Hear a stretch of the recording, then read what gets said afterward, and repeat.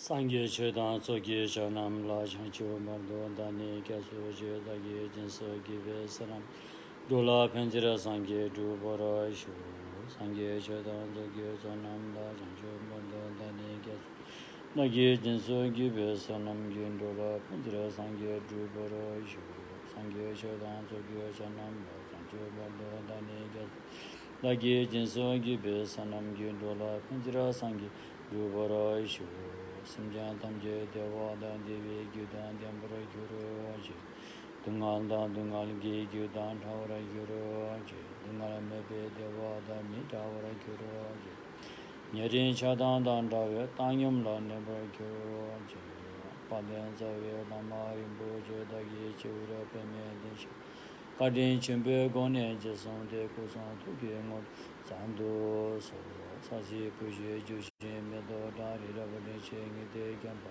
상계 신도 미대한 불와에 두고는 남도신 조버라이쇼 모구루 부도 보디서도 사바리오 라나 만달라 부자 메가 사만드라스파라 사마예 호 심자 남게 삼바단 루예 차라제다 최종 도모 대바에 최기 코로 कोरोदुसो सम्पूर्ण प्राणीहरूको हितार्थ कल्याण था सम्मा सम्बुद्धि ज्ञान प्राप्त गर्ने मनसायको साथमा मानव चलनमा भइपरिआएको यस विषम परिस्थिति महामारी रोगबाट शीघ्र स्वस्थ लाभ भएर अन्ततोगत बुद्धि ज्ञान प्राप्त गर्न सकोस् भन्ने मनसायले सतम्म देशमा सुनिदिन हुन विनम्र आग्रह गर्दछु।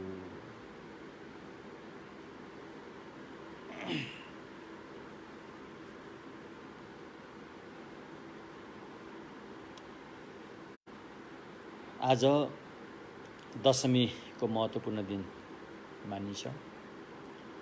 त्यसमध्ये पनि हिमाली भेगका बौद्ध धर्महरूको लागि धेरै महत्त्वपूर्ण दिन मानिन्छ। आज ओडियान आचार्य पद्मसम्भवको चाहिँ महत्त्वपूर्ण दिनको रूपमा लिएको छ र यस महत्त्वपूर्ण दिनमा हामीले राम्रो काम गरेर बिताउन सक्यो भनेदेखि हाम्रो जीवन पनि महत्त्वपूर्ण भएर जानेछ। तसर्थ ओडियान आचार्य उहाँको चर्चित नाम गुरु पद्मसम्भव भनिन्छ। हिमाली भेगका व्यक्तिहरूले उहाँलाई गुरु रत्न अर्थात् गुरु रिन्पोछे भनेर पनि सम्बोधन गरिन्छ। आज उहाँको महत्त्वपूर्ण दिनको रूपमा लिएको छ र त्यो सन्दर्भमा थोरै उहाँको बारेमा म चर्चा गर्न चाहन्छु। उहाँ को हुनुहुन्थ्यो, उहाँले भगवानको शासनमा के कति योगदान दिनुभयो भन्ने कुराहरू म थोरै चर्चा गर्न चाहन्छु। ऐतिहासिक रूपमा भन्ने हो भने उहाँ बुद्ध गया जहाँ भगवानले बुद्धि ज्ञान लाभ गर्नुभयो त्यो स्थानबाट पश्चिम उत्तरको बीचतर्फ भनौँ न एक किसिमले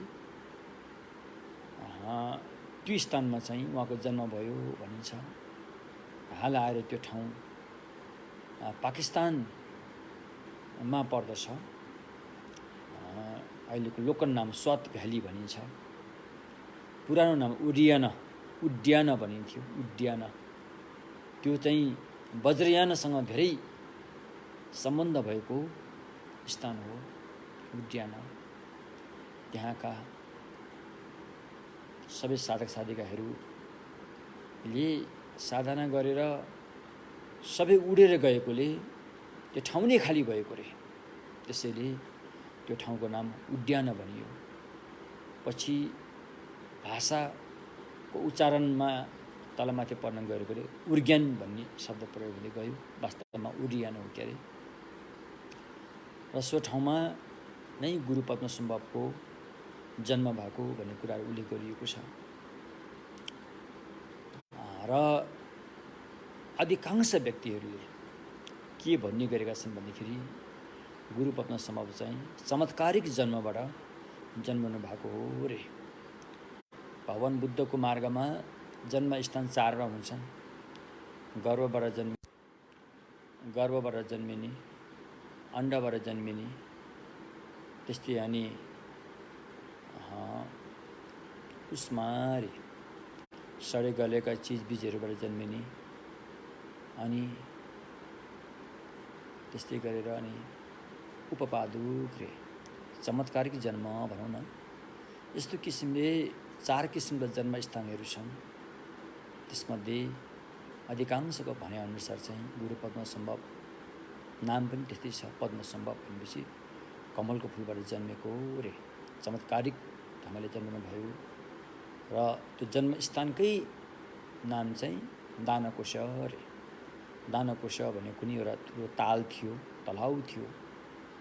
त्यहाँ चाहिँ जहिले पनि कमलको फुलहरू पुरै फुलिरहेको हुन्थ्यो।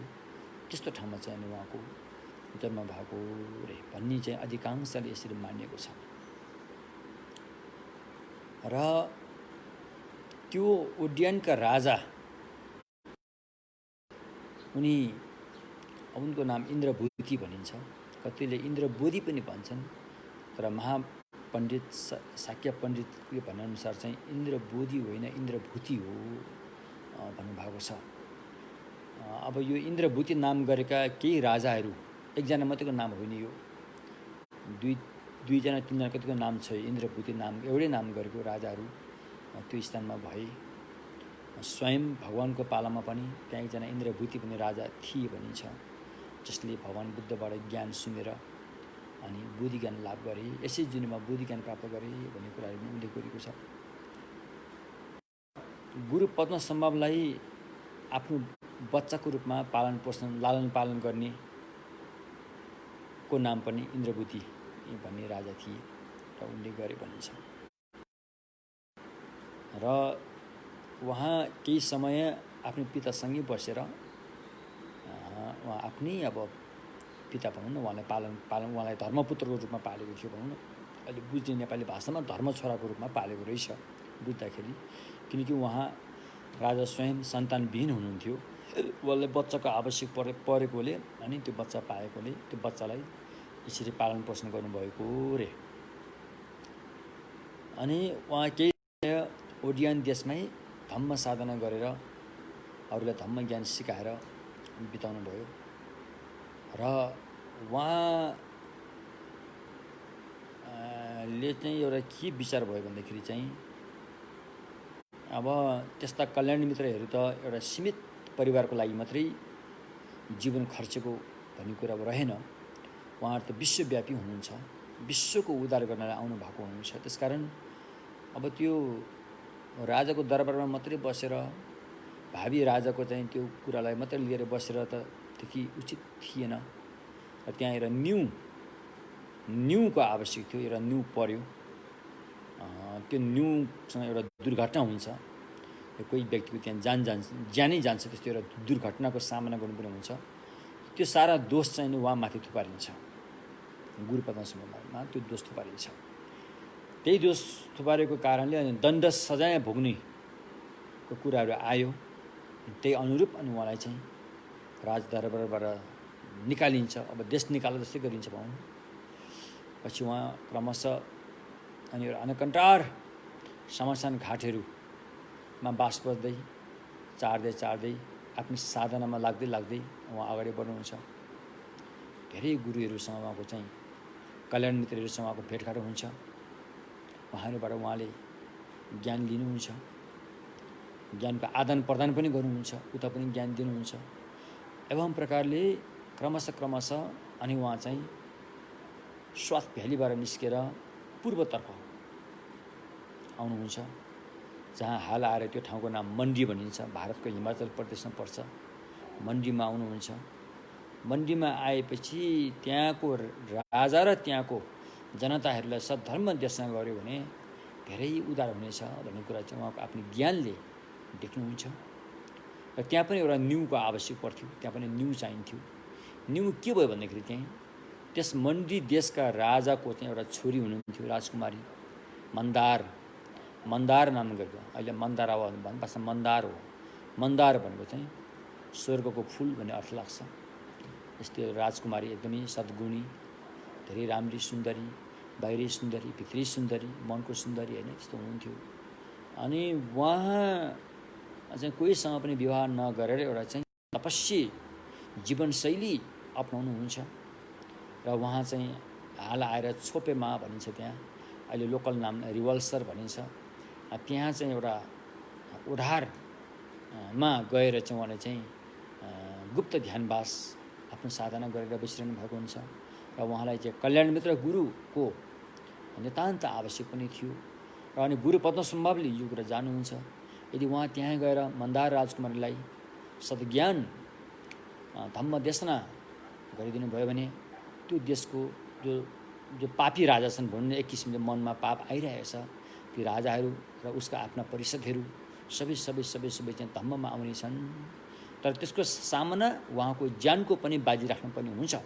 यो कुराहरू उहाँले जान्नुहुन्थ्यो। जाने तापनि भगवानको शासनको लागि, बुद्ध शासनको लागि, लोक कल्याणको लागि यो ज्यान दिन त उहाँ त तयार हुने कुरै भइहाल्यो। उहाँ त किन महान बोधिसत्व व्यक्तिहरूले बुद्ध शासनको लागि यदि प्राणीको हित हुन्छ भने यो ज्यानलाई त तुरुन्तै उहाँहरूले चाहिँ समर्पित गरिहाल्नुहुन्छ।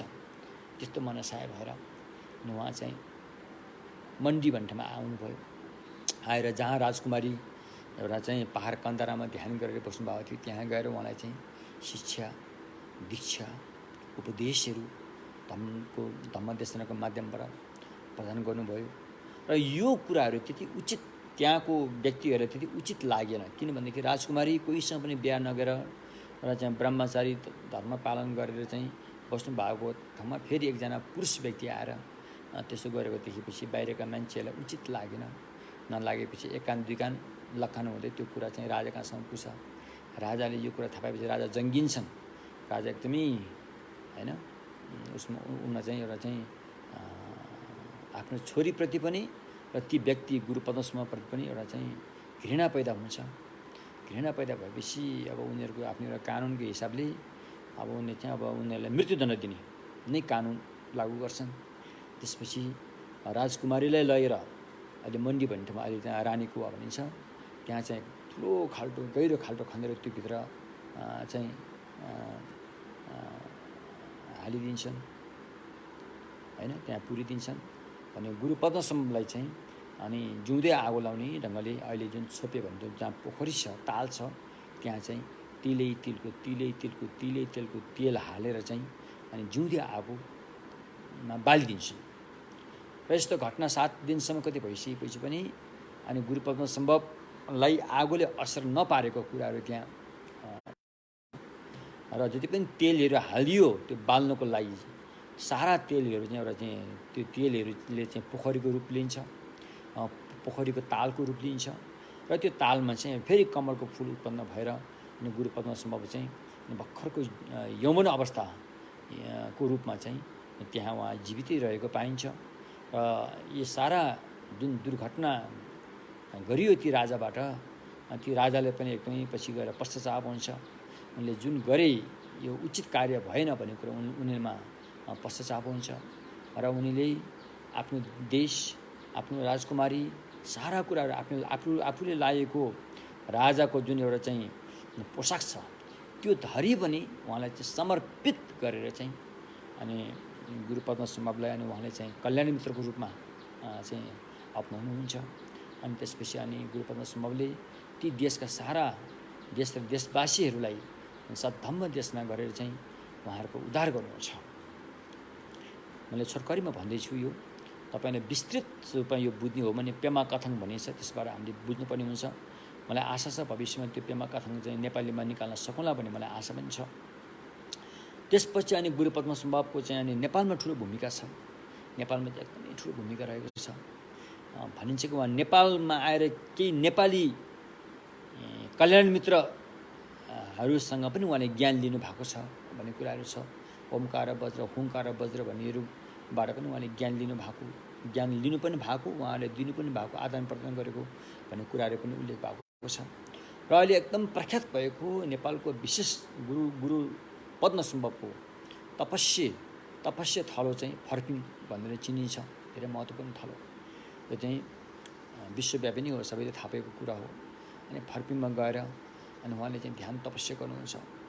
त्यति बेला आइपरेको सारा विघ्न बाधाहरूलाई हटाउनको लागि नेपालकै एकजना एकजना महिला हैन शाक्य देवीको मद्दतबाट अनि इन्डिया गएर अनि यो सारा विघ्नबाट हटाउनको लागि वज्रकिल नाम गरेको यस तान्त्रिकको साधनाको उपदेशहरू मगाउनुहुन्छ। मगाएर अनि शाक्य देवीको सहयोगबाट त्यो सारा वज्रकिलको तान्त्रिकको साधनाहरू लिएर आएपछि अनि अहिले जहाँ फर्पिङको गुफा छ त्यहाँ बसेर अनि उहाँले चाहिँ साधना गर्नुहुन्छ। साधना गरेर त्यहाँका लौकिक देवी देवताहरू पनि उहाँको आफ्नो बसमा आउँछन्। नआउनेहरू त्यहाँबाट तर्सेर भाग्छन्, आउने उहाँको बसमा आउँछन्, उहाँसँग वाचा गर्छन्। अब हामी अनहुने काम गर्ने छैनौँ, अब हामी प्राणीहरूलाई अहित हुने काम गर्ने छैनौँ, अब हामी भगवानको शासनको त्यहाँ रक्षा गर्नेछौँ भनेर चाहिँ एवं प्रकारले अनि वज्रकिलको साधनाको माध्यमबाट अनि गुरु पद्मसम्भवले महामुद्रा सिद्धि रे, यो महामुद्रा चाहिँ यो वज्रयानको भाषा हो, यो महामुद्रा पनि अधिकांश वज्रयानमा बढी प्रयोग हुन्छ। अनि त्यस्तोहरू चाहिँ सिद्धि प्राप्त गर्ने रे, सिद्धि भनेको भगवानको शासनमा 3 किसिमका सिद्धि हुन्छन्। र तल्लो स्तरको सिद्धि, र मध्यम स्तरको सिद्धि, र उच्च स्तरको सिद्धि रे। तल्लो स्तरको सिद्धि भनेको कमसेकम पनि उसले दर्शन मार्गमा पुग्नुपर्ने हुन्छ, बुद्धिसत्वको पहिलो भूमि प्राप्त गर्नुपर्ने हुन्छ, तब मात्रै उसले चाहिँ तल्लो स्तरको सिद्धि पाएछन् भन्ने हुन्छ। मध्यम स्तरको सिद्धि भनेको चाहिँ अब 8औं भूमिदेखि माथिलाई मध्यम स्तरको सिद्धि भनिन्छ, 8औं भूमिदेखि माथि 10औं भूमिसम्मको लागि। त्यसपछि अनि उच्च कोटिको सिद्धि चाहिँ सम्यक चाहिँ बुद्धत्व भगवानै प्राप्त गर्नेलाई चाहिँ उच्च कोटिको सिद्धि भनिन्छ।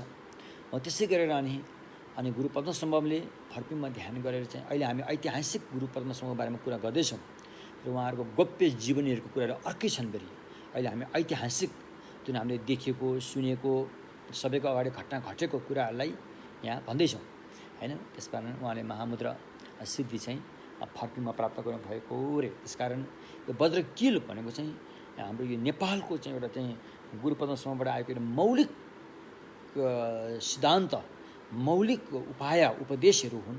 त्यो अहिले पनि जीवितै छन्। मैले पनि यो उपदेश लिएको छु, यस सम्बन्धी केही मैले अध्ययन पनि गर्ने अवसर पाएको छु। वज्रकिललाई चाहिँ धेरै महत्त्वपूर्ण चाहिँ उपदेश हुने। अनि त्यसपछि अनि गुरु पद्मसम्भव नेपालको अन्य ठाउँमा पनि जानुभएछ, धेरै ठाउँमा उता हलेसीदेखि लिएर अनि यता अब त्यो दामनको हरिकेश्वरदेखि लिएर अनि अहिले तेमालको चाहिँ यारीनाग हैन याक्सा नापो भन्ने जुन त्यो तेमालदेखि लिएर अनि यता हाम्रो हिमाली बेक्का चाहिँ जुन लार्जुङ भन्ने जुन जमसम जाने बाटोमा छ त्यहाँदेखि लिएर अनि जति पनि हिमाली भेगीहरू सर्वत्र उहाँले चाहिँ उहाँको चरण स्पर्श गरेर सबै ठाउँमा उहाँले चाहिँ हैन प्राणी हितको लागि भगवान बुद्धको शासन चिरकालसम्म जीवित रहनको लागि उहाँले चाहिँ ठुलो योगदान दिनुभएछ। त्यसपछि गएर उहाँको जीवनको पछिल्लो घटना चाहिँ तिब्बत नै हुन्छ। तिब्बतमा गएर बुद्ध धम्म मात्रै होइन कि सङ्घ पनि स्थापित गर्नुपर्ने भएकोले अनि महान विद्वान, सिद्ध विद्वान, शान्त रचित उहाँकै आदेशबाट तिब्बतका सम्राटले अनि गुरु पद्मसम्भवलाई तिब्बतमा झिकाउनुहुन्छ। त्यहाँ धेरै ठुलो च्यालेन्जको चाहिँ सामना गर्नुपर्ने हुन्छ। त्यहाँ अन्य धर्मावलम्बीहरू पनि थिए, जसलाई हामीले अहिले बौद्ध धर्म भनिन्छ। उनीहरू एकदम जादु देखाउनेमा एकदमै उनीहरू चाहिँ एकदमै सशक्त रूपमा थिए। उनीहरूले चाहिँ कुनै पनि हालतमा बुद्ध धम्म चाहिँ तिब्बतमा जग बसाल्न उचित ठानेका थिएनन्। कतिपय मन्त्रीहरू चाहिँ उनीहरूकै पक्षमा थिए, कतिपय राजाका रानीहरू धरि उनीहरूको पक्षमा थिए।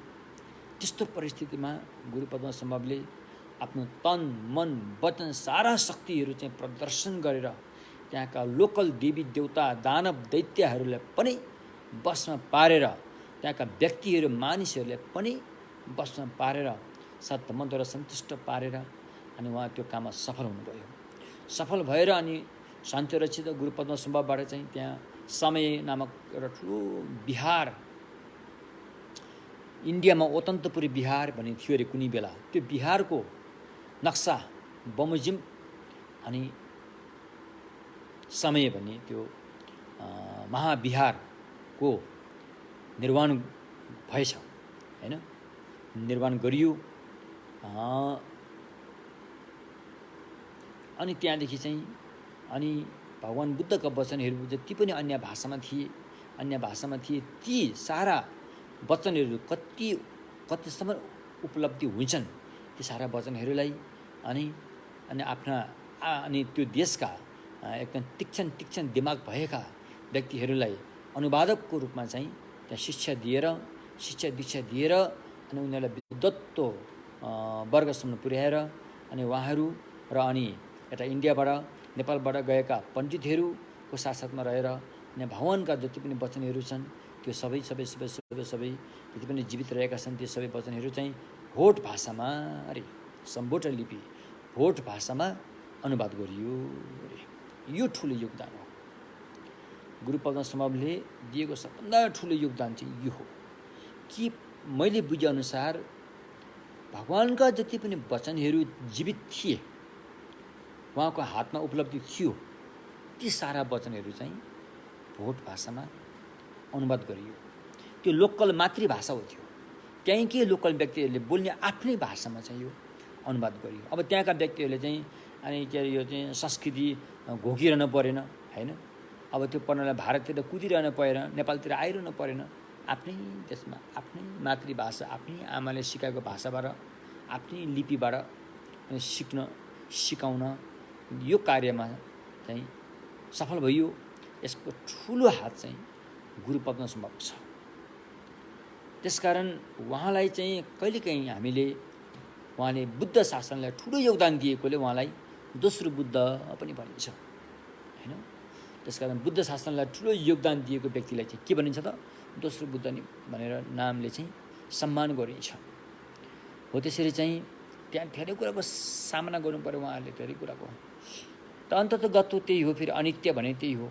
सबै चिज एक ठाउँमा स्थिर बस्न सक्दैन, परिवर्तन छ, बदलिरहन्छ, प्रकृतिको नियम हो। यो कुरालाई भगवान बुद्धहरूले पनि स्वीकार्नु भयो र बुद्धका शिष्य गुरु पद्मसम्भवहरूले पनि नस्वीकार्ने त कुरै छैन। किनभने आफ्नो गुरुले स्वीकारिसकेपछि आफूले नस्वीकार्ने कुरै छैन।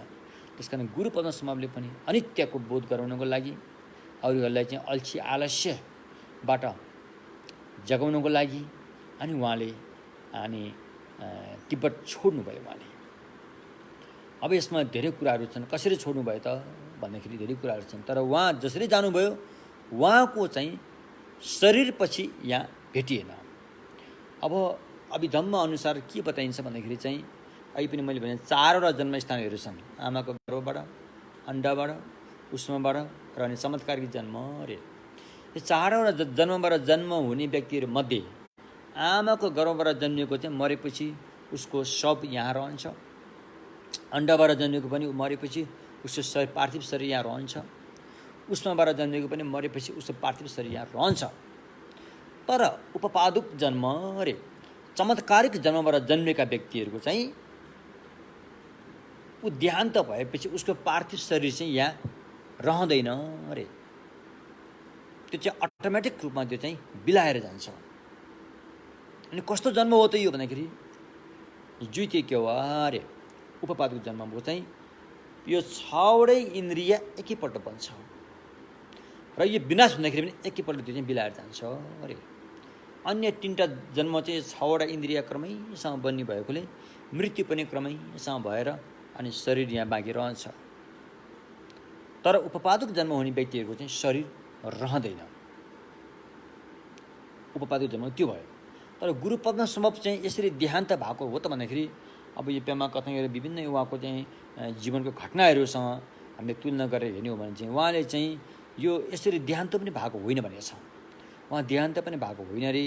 उहाँले यो शरीरलाई सिधै लिएरै कुनै अन्य द्वीपमा जानुभएको अरे। किनकि उहाँसँग त्यहाँ दीर्घायुको चाहिँ सिद्धि प्राप्त थियो। दीर्घायु भनेको आफूले चिताए अनुसार आवश्यक परेमा आफ्नो आयु लम्ब्याउन सकिन्छ। आवश्यक परेमा जुन शक्ति भगवान बुद्धमा पनि थियो। भगवान बुद्धले पनि आयु लम्ब्याउन चाहेमा लम्ब्याउन सक्नु हुन्थ्यो भनेर अनि उहाँले आनन्दसँग पनि भन्नुभएको छ, या आनन्द यस्तो सद्गुण जस्तो 4 हृदिपात भन्ने सद्गुण जसले पाएको छ यदि उसले चाह्यो भने कल्पसम्म पनि शरीरलाई जीवित राख्न सक्छ अरे। त्यस्तै सद्गुणहरू चाहिँ गुरु पद्मसम्भवले पनि पाउनु भएको थियो, दीर्घायुको सद्गुणहरू। त्यसकारण यदि आवश्यक पर्यो, अरूको हित गर्ने आवश्यक परेको खण्डमा उहाँले आफ्नो आयु लम्ब्याउन सक्नुहुन्छ। तिनी कुरालाई लिएर अनि उहाँले पनि आफ्नो आयु चाहिँ लम्ब्याएर अनि आवश्यक कहाँ पऱ्यो भन्दाखेरि चमरदीप अरे चमरदीप भनिन्छ। चमरदीप मात्रै होइन, अपर चमरदीप, अपर चमरदीप हो सायद त्यो हुनुपर्छ, जस जहाँ चाहिँ र चाहिँ राक्षसहरूको चाहिँ बास छ, राक्षसहरूको बास छ हो। त्यहाँ चाहिँ सद्धम्मको देशना गर्न आवश्यक छ।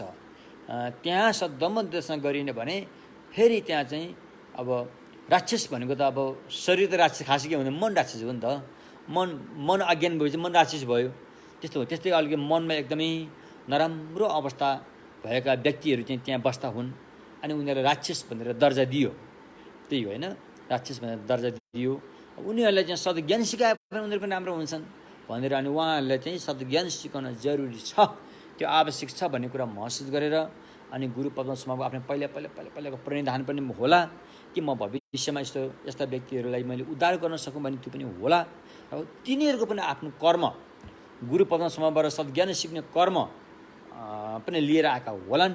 यी सबै सगुण मिलेको कारणले अनि गुरु पद्मसमाले आफ्नो त्यागिकन सर्लक्कै अनि त्यो राक्षसी देशमा चाहिँ उहाँ प्रस्थान गर्नुभयो अरे। अहिले त्यहाँ जीवितै रहेर उनीहरूलाई धम्म देशना गरिरहनु भएको छ अरे। अब त्यो ठाउँ कहाँ छ त अहिले हामी जान सक्ने अवस्था छैन। कतिपय ठाउँ पहिला जान सकिन्थ्यो, अहिले जान सकिँदैन। पहिला चाहिँ पोतला जुन अहिले हामी ल्हासाको पोतलाको कुरा गरिरहेका छैनौँ, अर्को पोतला छ हो। त्यो पोतलामा जानै सकिन्थ्यो अरे पहिला। अब अहिले त्यहाँ जाने बाटो नक्साहरू सबै चाहिँ अब समुद्रमा के भयो, डुबी के भयो, जस त्यो पर्वतमा अहिले हामी जस्तो सामान्य व्यक्तिहरू सिधै पुग्न सक्ने अवस्था छैन। त्यस्तै कतिपय ठाउँहरूलाई चाहिँ हामीले चाहिँ लुकेर बसेको ठाउँ भनिन्छ। बेयुल भनेपछि लुकेर बसेको ठाउँ। त्यहाँ पुग्नुको लागि चाहिँ केही साधना अभ्यासको केही स्तरमा पुगेपछि मात्रै ती व्यक्तिहरू मात्रै त्यो ठाउँमा पुग्न चाहिँ सक्षम हुन्छन्, अन्यथा सामान्य व्यक्तिहरू त्यो ठाउँमा पुग्न सक्दैनन् रे।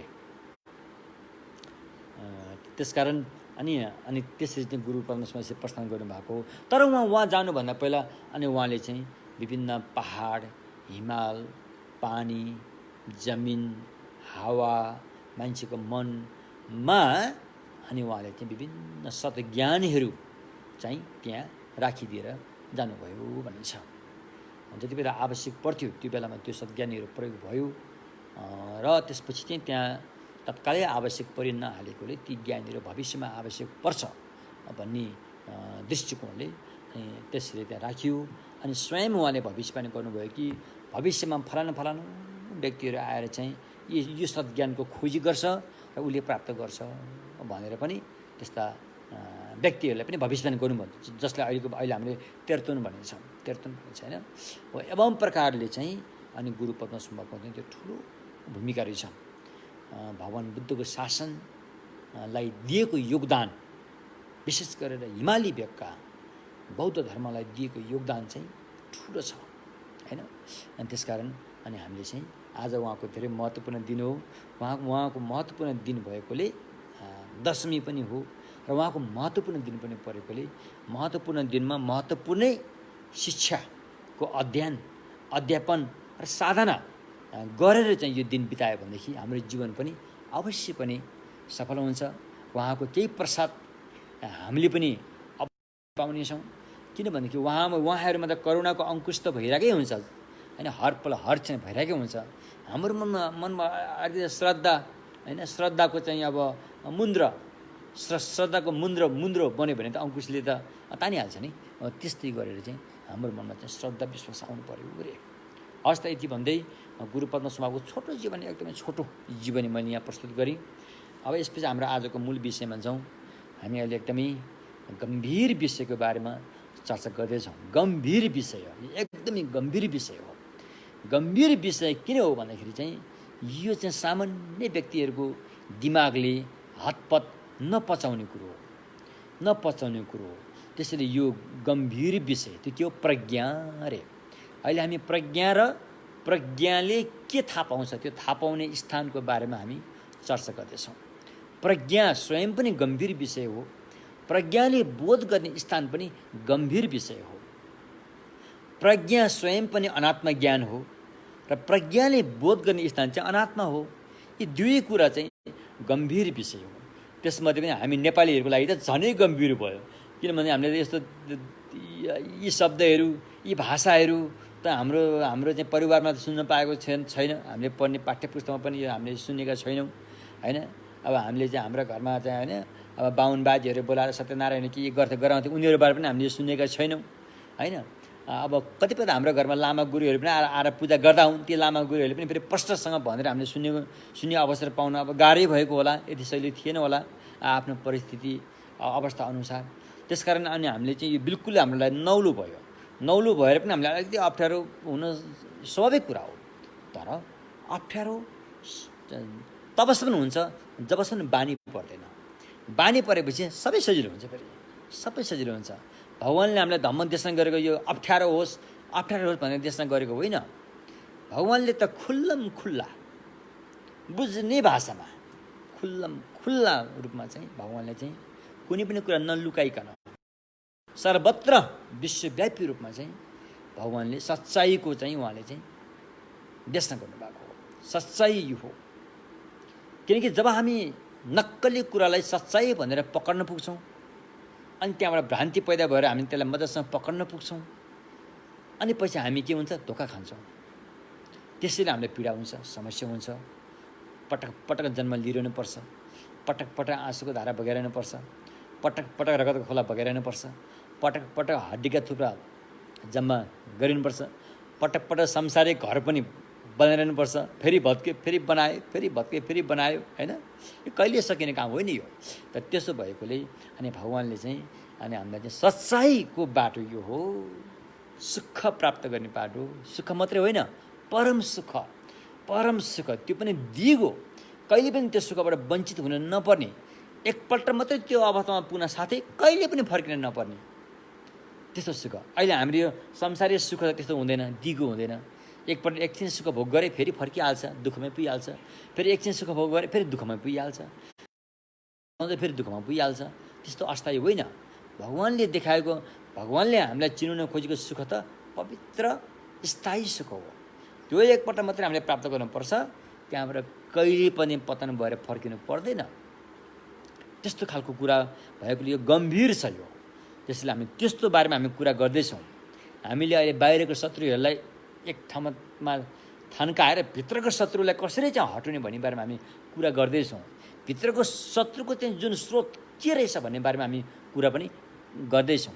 भित्रको शत्रु हाम्रो मनमा कहिलेदेखि बसेको छ त्यो बारेमा हामी कुरा गर्दैछौँ। भित्रको शत्रुको जरो कहाँनिर छ, कहाँबाट आइरहेछ त्यो बारेमा पनि हामी कुरा गर्दैछौँ। भित्रको शत्रुसँग सिधै फाइट गर्नलाई, सिधै युद्ध गर्नलाई हामीसँग त्यस्तो कस्तो खालको चाहिँ ज्ञान हुनुपर्छ र त्यो भित्रको शत्रुसँग सिधै हामीले चाहिँ त्यसलाई हटाउन सक्षम हुन्छौँ हो। त्यो ज्ञानको बारे पनि हामी कुरा गर्दैछौँ आदि आदि आदि।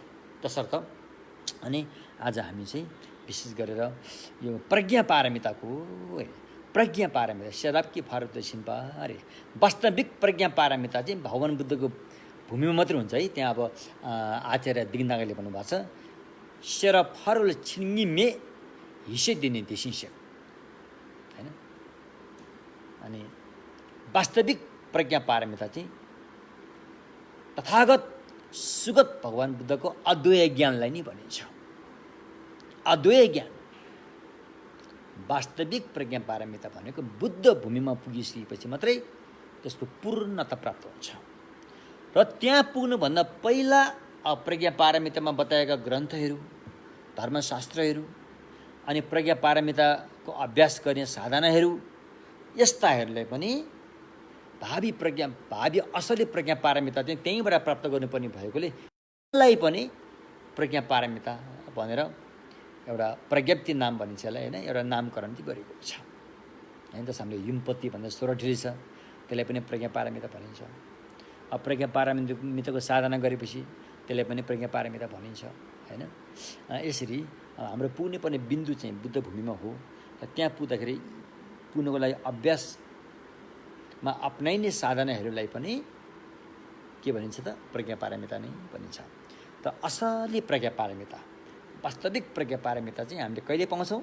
जब हामी बुद्ध हुन्छौँ, जब हामी भगवान् बन्छौँ, जब हामी बुद्ध भूमिको प्राप्त हुन्छ, तब मात्रै हामीलाई त्यो प्रज्ञा पारमिता पूर्णता प्राप्त हुन्छ।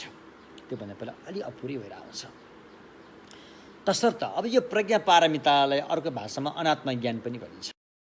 अनात्मा थाहा पाउने ज्ञान, अनात्मालाई बोध गर्ने ज्ञान, अनात्मालाई साक्षात्कार गर्ने ज्ञान। अब त्यो अनात्माले के बोध गर्छ भन्दाखेरि अनात्मा थाहा पाउने ज्ञानले के बोध गर्छ? त्यो अनात्मा नै बोध गर्छ, अनात्मा नै बोध गर्छ अरे।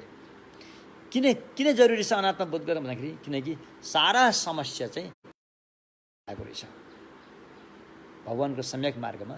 सारा समस्या चाहिँ कहाँबाट आएको थाहा पाउँछ? आत्माग्रहबाट। हुँदै नभएको 1 2 3 हुँदै कहिले पनि हुँदै नभएको कुरोलाई अविद्याको अन्धकारमा रुमल लिएर भौँतारिएर म छ भनेर हामीले पक्र्दै आयौँ, मजासँग पक्र्दै आयौँ, खुब राम्रोसँग पक्र्दै आयौँ, बलियोसँग पक्र्दै आयौँ। अनि साँच्चीकै भए जस्तो भयो, साँच्चीकै म भए जस्तो महसुस हुन थाल्यो। साँच्चीकै म छु, म पवित्र छु, म एक्लो सिङ्गो छु, म चाहिँ के अरे अविनाशी अजर अमर छु। हिजोको म यही, आजको म यही, भोलिको म यही, 100 वर्षपछि पनि म बाँच्यो भने त्यो पनि म यही, अर्को जुनसम्म छ भने त्यहाँ जाने म पनि यही एउटै म हो। त्यो नबदलिकन फुत्त निसेर फुत्त त्यहाँ पुग्छ। यस्ता कुराहरूले चाहिँ हामीलाई ग्रसित पायो। जब म बोल्यो गर्दै हामीले गयौँ, पक्र्दै गयौँ, मलाई पक्र्दै गयौँ, अनि त्यहाँ के आयो फेरि? यति मात्रैले त्यो छोड्दैन फेरि, मेरा भन्ने आयो फेरि। हेर्नुहोस् है, त्यहाँ मेरा म मात्रैले पुगेन फेरि, त्यहाँ म भइसकेपछि म मात्रैले पुग्दैन, त्यहाँ फेरि मेरा भन्ने आयो। अनि मेरा भन्ने आयो, अनि मेरापट्टि हामी त्यहाँ टाँसिन थाल्यौँ। यसरी टाँस्यौँ कि जसरी जुगा शरीरमा टाँसिन्छ, यस्तै गरेर यी मेरा हुन्, यी मेरा शुभचिन्तक हुन्, यिनले मलाई सुख दिन्छन्, यिनले मेरो भलो गर्छन्, यिन त मेरा हुन् नि भनेर हामीले चाहिँ नराम्रोसँग आसक्ति गरेर चाहिँ जुगा जस्तै टाँसिन पुग्यौँ। यति मात्रैले पुगेन फेरि, यति मात्रैले पुगेन फेरि त्यो मेरामा एकदमै टाँसिसकेपछि त्यहाँ अर्को आयो फेरि, अर्को अविद्या आयो। त्यो के? तेरा अरे तेरो त छिछि घृणा अविश्वास, तैँले मलाई हानि पुर्याइस्, तैँले मेरालाई हानि पुर्याइस्, आदि कुराहरू त्यो आयो। त्यो आइसकेपछि अनि हामीले के गर्यौँ? कर्म गऱ्यौँ त्यहाँबाट। अनि हामीले मेरा पक्षको चाहिँ पालन पोषण गर्नलाई, उनीहरूको चाहिँ हुर्काउनलाई हामीले धेरै पाप कर्म गर्न पुग्छौँ है। राम्रो कर्म गर्ने कमी हुन्छ के अरे, पाप कर्म धेरै गर्न पुग्छौँ। तेरा त अविश्वास घृणा पैदा गरेर त्यहाँ फेरि रिसहरू आएर चाहिँ फेरि पाप कर्ममा चाहिँ गर्न पुग्छौँ। यति मात्रैले पुगेन फेरि, यति मात्रैले पुग्दैन फेरि मेरा त्यसमा अर्को आयो फेरि त्यहाँ। त्यो को? यिनीहरू को हो को? हामीले चिनेनौँ को हो को, हामीलाई मतलब छैन। यिनीहरूले दुःख पाए पाओस्, सुख पाए पाओस् भनेर व्यवस्था गर्ने व्यक्तिहरू छ नि, त्यहाँबाट मोह पैदा भयो फेरि, मोह पैदा भयो फेरि। यस्तो किसिमले राग रिस मोहको चाहिँ होइन, यस्तो चाहिँ दुष्ट कर्मको चङ्गुलमा हामी फस्यौँ, नराम्रोसँग फस्यौँ, चुर्लुमेसँग डुब्यौँ रे। त्यस्तो हालत भयो नि त। अब त्यहाँबाट निक्लिने एउटै उपाय हो, त्यो के हो?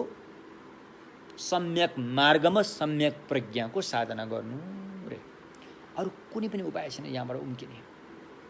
यदि यो साधना हामी गर्न असक्षम भयौँ भनेदेखि अब हामीले संसारमा गरेका काम विकासहरू यिनीहरूले त हामीलाई त्यति भने जस्तो मद्दत दिन सक्दैन त्यति बेला होइन। संसारमा हामीले गरेका भौतिक विकासहरू भयो, देखि लिएर आफन्तहरू भयो, जो तपाईँको शुभचिन्तकहरू छन्, यिनीहरूले पनि तपाईँलाई आपद विपद पर्दाखेरि त यिनीहरूले मद्दत दिन सक्दैन त। तपाईँले एकदमै माया गर्ने बुबा आमाले पनि तपाईँलाई आपद विपद साँच्चै पर्दाखेरि तपाईँले मद्दत दिन सक्नुहुन्न।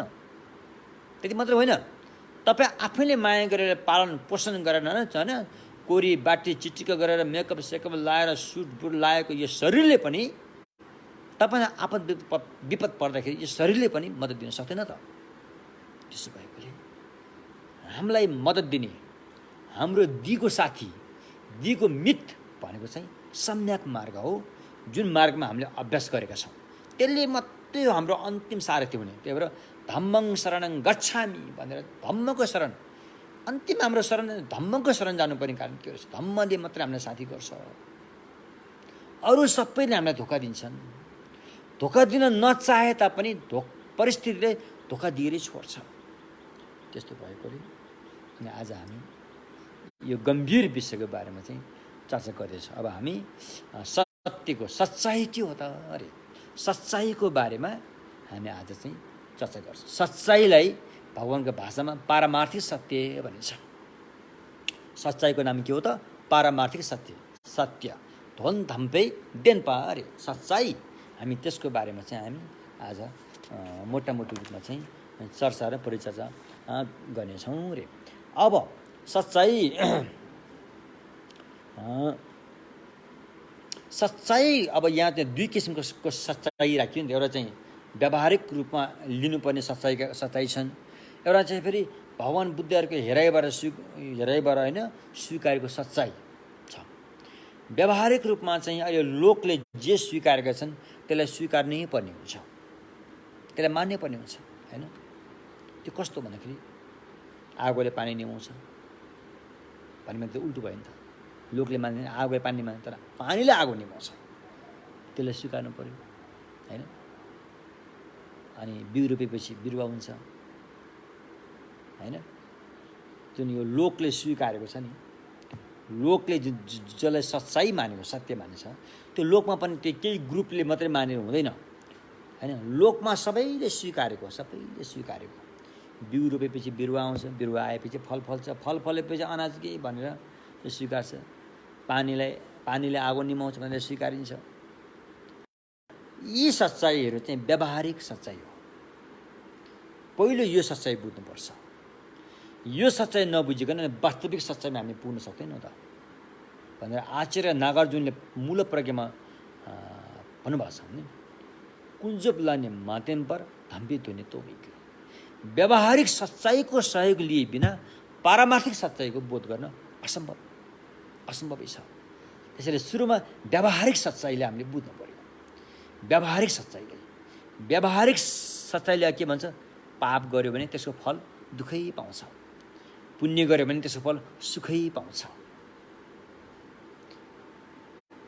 अरूलाई मद्दत दियो भने त्यसको फल राम्रै पाइन्छ, अरूले हानि नोक्सानी पुर्यायो भने त्यसको फल पीडादायक नै हुन्छ। यी सबै व्यावहारिक सत्य हो होइन। सद्धम्मको अभ्यास गर्यो भने पछि गएर समाजमा बुद्ध हुन्छ। जघन्य पापहरू गर्यो भने ऊ अधोगतिमा जानुपर्छ। यो सबै व्यावहारिक सत्य हो। यिनीहरू सबै कुराहरू चाहिँ व्यावहारिक सत्यको घेराभित्र पर्दछ, बुझ्नु भने के।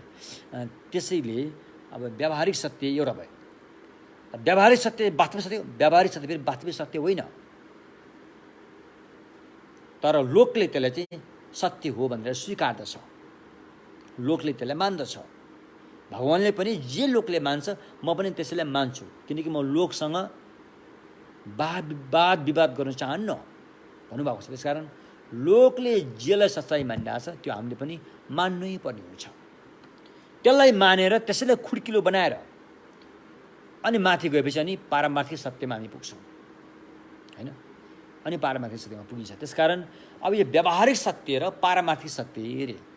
पारमार्थिक सत्य चाहिँ वास्तविक कुरो, असली वास्तविक कुरोको चुरोलाई चाहिँ पारमार्थिक सत्य भनिन्छ। यसैले अर्को भाषा भन्दाखेरि अनात्मा पनि भनिन्छ,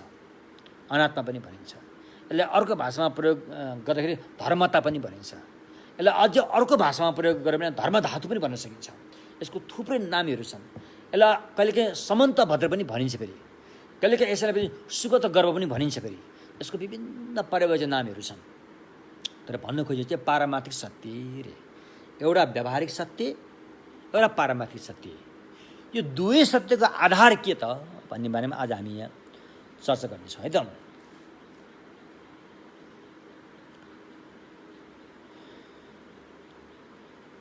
जस्तो त्रिरत्न भयो। त्रिरत्न भनेको तिनवटा रत्न, तिनैवटा रत्नको चाहिँ जुन भाग लगाएको छ त्यसको आधार के त? त्यो रत्न हो। रत्न कतिवटा छन्? तिनवटा छन्, बुद्ध रत्न, धर्मरत्न, सङ्घरत्नलाई त्रिरत्न भनेको। त्यस्तै यो व्यावहारिक सत्य र पारमार्थिक सत्यको आधार के हो त अरे? हो, त्यो आधार चाहिँ त त्यो दुवैवटा भएको त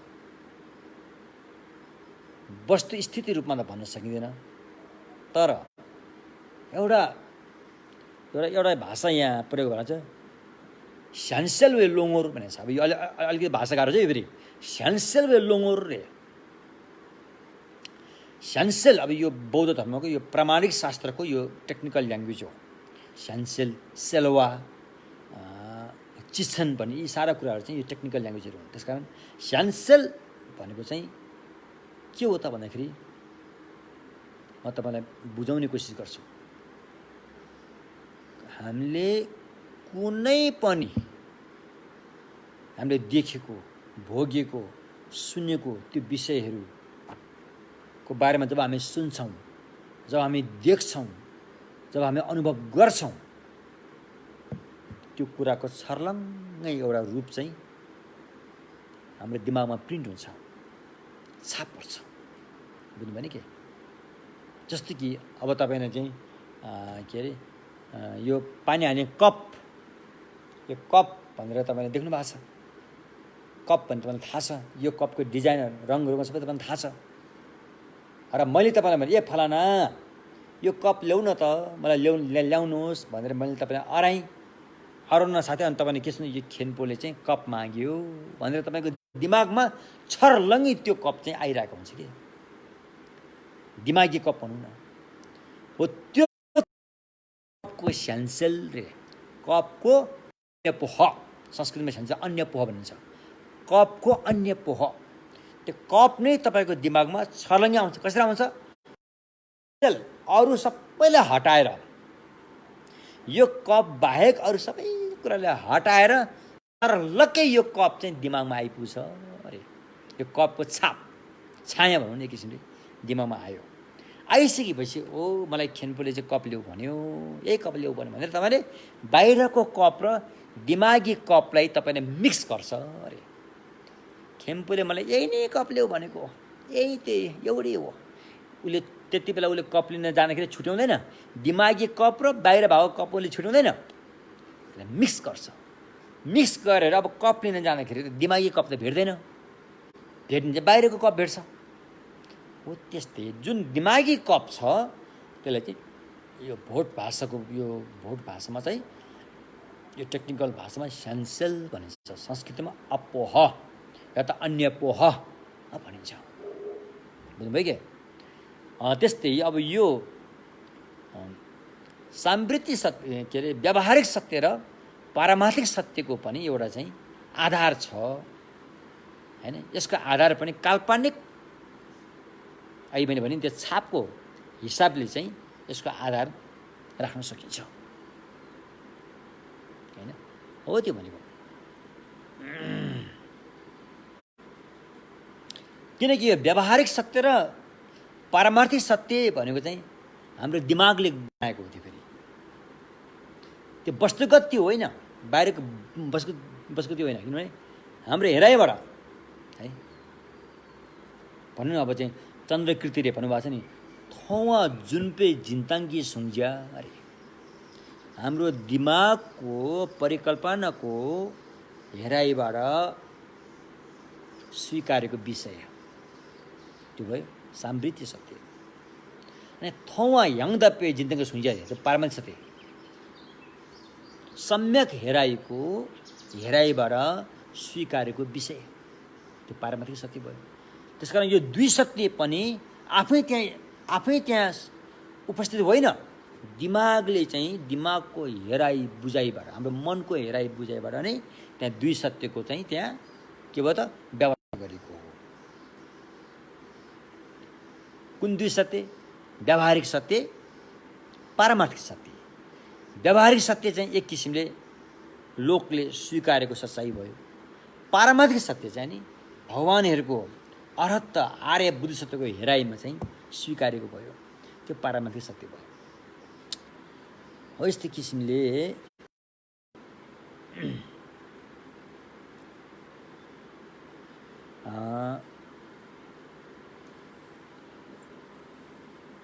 व्यावहारिक सत्य र पारमार्थिक सत्य यसको भाग भए। यसको भाग लाउने आधार चाहिँ के रहेछ त भन्दाखेरि, भाग लाउने आधार चाहिँ अब एक किसिमले अब यहाँ चाहिँ जस्तो बुद्धि भनौँ कि दिमाग भनौँ, अक्ल भनौँ कि बुद्धि भनौँ अथवा बुद्धि भनौँ न, त्यो नै यसको आधार हो। त्यसलाई भाग लाउँदाखेरि व्यावहारिक बुद्धिले हेर्ने तरिका, पारमार्थिक वास्तविक बुद्धिले हेर्ने तरिका गरेर सत्य दुई हुन्छन्। हैन। हो त्यो भयो।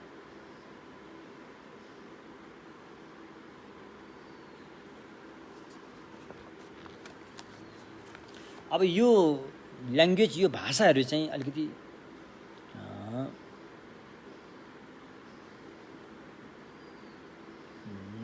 हामीलाई अलिकति अप्ठ्यारो पनि पर्न सक्छ सुरुमा हैन।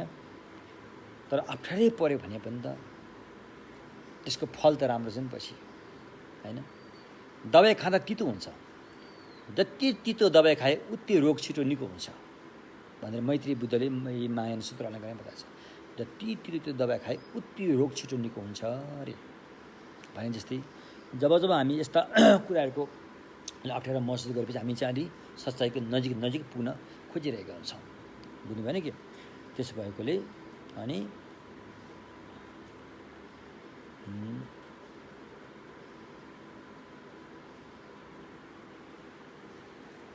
अब यो व्यावहारिक सत्य र पारमार्थिक सत्य भने यो चाहिँ हाम्रो बौद्ध धर्म सबैले मान्छन्। थेरवाददेखि लिएर महायानदेखि लिएर बौद्धयान सबैमा यो कुरा लागू हुन्छ। व्यावहारिक सत्य र पारमार्थिक सत्यको कुराहरू यो सबैमा यो लागू हुन्छ हैन।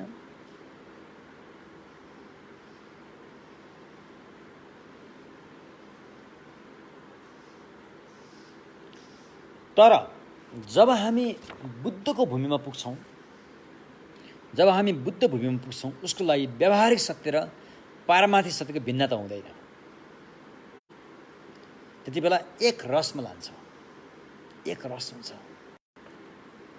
तर यो सत्य दुईको हिसाब किताब त तर यो सत्यको हिसाब किताब त हामी जस्तो सामान्य व्यक्तिहरूको हिसाबले चाहिँ दुई सत्य हुन्छन् भनेर राखिएको मात्रै हो। जब सच्चाइको दर्शन हुन्छ त्यहाँ चाहिँ फेरि यो दुई सत्यको हिसाब किताब चाहिँ लागू हुँदैन। त्यहाँ सुरुमा चाहिँ अब दुई सत्य कुरा बुझ्नु पर्यो, बताउनु पर्यो, बताइदिनेले बताइदिनु पर्यो, सुन्नेले सही ढङ्गसँग सुनेर बुझ्नु पनि पर्यो, अनि त्यहाँबाट अगाडि बढ्ने हो नि त, तब त अगाडि बढ्न सकिन्छ। त्यो भयो। एवं प्रकारले अनि अब व्यावहारिक सत्य र पारमार्थिक सत्य एउटै हो कि अलग हो भन्ने पनि प्रश्न आउँछ। अब यसले एउटै पनि भन्न मिल्दैन, अलग पनि भन्न मिल्दैन। एउटै कसरी भन्ने? यदि व्यावहारिक सत्य र पारमार्थिक सत्य एउटै हो भन्यो भने एउटा व्यावहारिक सत्य देख्यो भने परमार्थ पनि देख्नुपर्ने हुन्छ। त्यो त देख्न सकिन्न। व्यावहारिकलाई देखिन्छ, परमार्थले देख्न सकिन्न। अलग हो भन्यो भने व्यावहारिक सत्यलाई छोडेर पारमार्थिक सत्य अलग्गै बोध गर्ने भन्ने ठाउँ हुँदैन। त्यो व्यावहारिक सत्यको वास्तविकता नै पारमार्थिक सत्य हो। बुझ्नु भएन कि? त्यसकारण यो व्यावहारिक सत्य र पारमार्थिक सत्य न त एक हो न त अलग नै हो।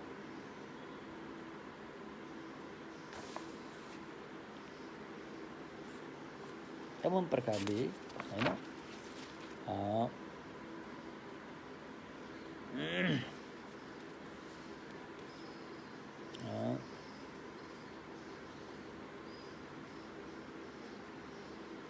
अब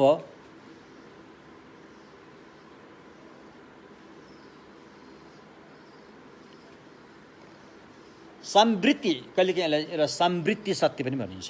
व्यावहारिक सत्यलाई त्यसलाई अलिकति अलि फराकिलो ढङ्गले भनियो भने समवृत्ति सत्य, समवृत्ति सत्य छन्। समवृत्ति सत्य पनि दुई किसिमको छन्। एउटा तथ्य समवृत्ति सत्य र मिथ्या समवृत्ति सत्य। तथ्य भनेको चाहिँ अहिलेको व्यावहारिक समवृत्ति सत्य हो। व्यावहारिक सत्य चाहिँ तथ्य समवृत्ति सत्य। मिथ्या भनेको चाहिँ अब भनौँ न, अब आँखामा तिमिरे रोग लागेर अब अर्को देख्ने होइन, सेतो शङ्खलाई पनि पहेँलो देखिदिने आदि आदि, यिनीहरू चाहिँ फेरि मिथ्या समवृत्ति सत्य। समवृत्ति भएर पनि मिथ्या पक्षमा छन्। लोकले पनि त्यसलाई सत्य हो भने मान्दैनन् होइन। त्यो पारमार्थिक सत्य पनि दुईवटा भन्छन्। एउटा चाहिँ हामी जस्तोले अनुमान अहिले हामीले सिधै पारमार्थिक सत्यको सिधै दर्शन पाउन त सकिन्न। यस्तो होला उस्तो होला भनेर एउटा चाहिँ होइन अनुमान गरेर दर्शन पाउने हो होइन। त्यो हिसाबको एउटा हुन्छ। अब जब हामी आर्य भूमिमा पुग्छौँ, बोधिसत्वको आर्य भूमिमा अथवा दर्शन मार्गमा पुगेपछि अनि हामीले त्यहाँनिर छर्लङ्गै दर्शन हुन्छ, सच्चाइको छर्लङ्गै दर्शन हुन्छ।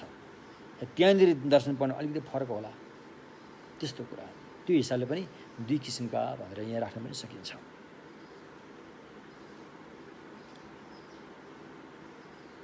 जस्तो कि अनुमानबाट चाहिँ पारमार्थिक सत्यको दर्शन हुन्छ त भन्दाखेरि कुनै पनि विषयवस्तु हामीले आसक्ति गर्ने ठाउँ, चाहे त्यो व्यक्ति होस्, चाहे त्यो भौतिक चिजबिज होस्, चाहे त्यो मन नै किन नहोस्, हरेक विषयवस्तुलाई अनि हामीले प्रज्ञाले हेर्नु रे। प्रज्ञाको दृष्टिकोणले हेर्दाखेरि अहिले हामीले फेरि यहाँ सामान्य प्रज्ञाको कुरा गरिरहेका छैनौँ, पारमार्थिक प्रज्ञाको कुरा गर्दैछौँ। पारमार्थिक प्रज्ञाको दृष्टिकोणले हेर्दाखेरि हरेक चिजबिजहरू, हरेक विषयवस्तुहरू तिनीहरू न त तिनीहरू एक हुन् न त अनेक नै हुन् भनेको छ कि। एक भनेर भन्नु पनि नमिल्ने, अनेक भनेर भन्नु पनि नमिल्ने, हरेक विषयवस्तुहरू चाहिँ एक र अनेकबाट मुक्त छ अरे। हेर्नुहोस् है, किनकि त्यो चिज चाहिँ वास्तविक हुँदो हो त या त त्यो एक हुनुपर्छ, या त त्यो धेरै हुनुपर्छ, अनेक हुनुपर्छ। तपाईँ सबभन्दा पहिला त त्यहाँ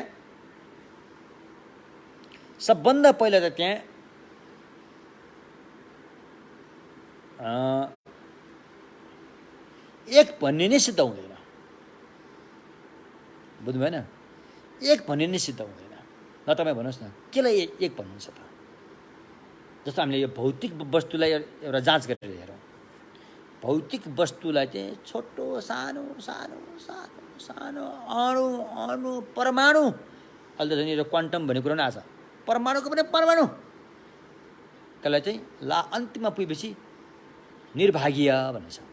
निर्भागीय के भने त्यसलाई भाग्लाउनै नसक्ने अवस्था, दिमागले पनि भाग्लाउनै नसक्ने अवस्थालाई चाहिँ के भनिन्छ? सिङ्गो एउटा अणु भन्नुहुन्छ एक किसिमले। हो त्यो सिङ्गो भन्ने नै छैन अरे के, जति भाग लाए पनि भाग लाउन अझै पनि मिल्छ अरे के त्यहाँ, बुझ्नु भने कि जति भाग लाए पनि ठारप धुल्च्या ढुकढुक्यो, ठारप धुल्च्या ढुकढुक्यो भनेको छ नि। ठारप सूक्ष्म से सूक्ष्म परमाणु पनि त्यसको अझै 6 भागमा लाउन सकिन्छ, अझै पनि त्यसको 6 भाग हुन्छ। जति खोतले उति भाग लगाउन सकिन्छ भनेपछि एक भने नै त्यहाँ सिद्ध हुँदैन। जब एक भने त्यहाँ सिद्ध भएन भने एक बिनाको दुई त हुँदैन, एक बिनाको दुई त आउँदैन, तीन त आउँदैन, दुई तीन हुनलाई त कमसेकम एक त हुनु पऱ्यो नि त्यहाँ, तब नै त्यहाँबाट दुई तीन भनेर गन्ती सुरु हुन्छ। जब एक नै त्यहाँ सिद्ध भइरहेको छैन भने दुई तीन चार कहाँबाट आउला? त्यसैले हरेक कुराहरू चाहिँ न त एक भनेर मान्न सकिन्छ, नत्र अनेक नै छन्, त्यहाँ एक अनेकबाट मुक्त छन्। यस्तो किसिमले यसलाई चाहिँ एउटा चाहिँ युक्तिसङ्गत प्रस्तुत गरेर विषयवस्तुको चाहिँ हामीले जहाँ चाहिँ आसक्ति गर्छौँ नि, जहाँ लोभ गर्छौँ, जहाँ घृणा गर्छौँ, जहाँ अविश्वास गर्छौँ, त्यसको हामीले चाहिँ परीक्षा गरिन्छ, प्रज्ञाले परीक्षा गर्छ। परीक्षा गर्दाखेरि अब हामीले लोभ जाग्ने, हामीले चाहिँ आसक्ति गर्ने ठाउँ, हामीले चाहिँ अब अविश्वास अथवा विश्वास गर्ने ठाउँ हामी के सोच्छौँ? कि त त्यहाँ एक हुनुपर्छ, कि त त्यहाँ अनेक हुनुपर्छ, हामी यही सोचेर गइरहेको छौँ। तर प्रज्ञाले यहाँ के सिकाउँछ? त्यो गलत। तिमीले एक र अनेकलाई लिएर तिमीले आसक्ति गरेका छौ भने त्यो गलत, किनकि वस्तुगत वास्तविकतामा त्यो एक र अनेकबाट मुक्त छ। एक कहाँ छ त भनेर खोतल्दाखेरि एक भनेर जति खोतले उति भाग बन्न भइरहेको छ भनेर यो बाहिरका भौतिक वस्तुहरू पनि न त एक हुन् न त अनेक नै हुन्, एक र अनेकबाट मुक्त छ अरे। लौ ठिक छ, बाहिरका भौतिक वस्तु त्यो भएर अब मानसिकता त्यस्तो होला नि त, मानसिकता एक या अनेक होला नि त भन्दाखेरि मानसिकमा पनि यही हिसाब किताब लागु हुन्छ। अब मन हेर्नुहोस् त, मनका 3 भाग हुन्छन्, बितेका मन, भूतकाल, भविष्यकाल, वर्तमान काल। अब हामीले सोच्छौँ भूतकाल र भविष्यकाल त छैन, वर्तमान चाहिँ सच्चाइ हो भनेर हामी भन्छौँ नि, अहिले पनि भन्छौँ नि कतिले, वर्तमान चाहिँ सच्चाइ हो भन्छौँ नि, तर वास्तविक त्यो होइन। भूतकाल र भविष्यकाल टोटली वर्तमानमा समर्पित भइरहेको हुन्छ। वर्तमान काल चाहिँ टोटली भूतकाल र भविष्यकालमा समर्पित भइरहेको हुन्छ। भूतकाल र भविष्यकालको आधार नलिकन वर्तमान टिक्न सक्दैन। वर्तमान कालको आधार नलिकन भूतकाल र भविष्यकालको नै सकिँदैन। त्यसकारण कुन चाहिँ सच्चाइ हो त? अब यसरी मनको पनि विवेचना गर्दाखेरि, मनको पनि परीक्षा गर्दाखेरि त्यो पनि एक र अनेकबाट मुक्त छ, हैन? त्यो क्षणिक वर्तमानको मन पनि भूतकाल र भविष्यकाल, वर्तमानको मन छ भने भूतकाल र भविष्यकाललाई पनि स्वीकार्नै पर्यो छ भनेर। त्यो त स्वीकारिँदैन। भूतकाल र भविष्यकाल त छ भने मान्न गाह्रो हुन्छ, तर बितिसक्यो आएकै छैन। यदि भूतकाल र भविष्यकाललाई नस्वीकार्ने हो भने वर्तमानको मन रहन्छ नि कहाँ? कुन आधारमा त्यो रहने? कुन आधारमा त्यसलाई वर्तमानको मन भन्ने हो? के आधारले भन्ने? तसर्थ भौतिक जगत पनि एक अनेकबाट मुक्त छ, चेतना मन पनि एक अनेकबाट मुक्त छ। बुझ्नुभयो नि? के हो यो हो अनात्माको एकदमै गहिराई, हैन? यो प्रज्ञा पारमिताले हामीले सिकाउन खोजेको यो हो।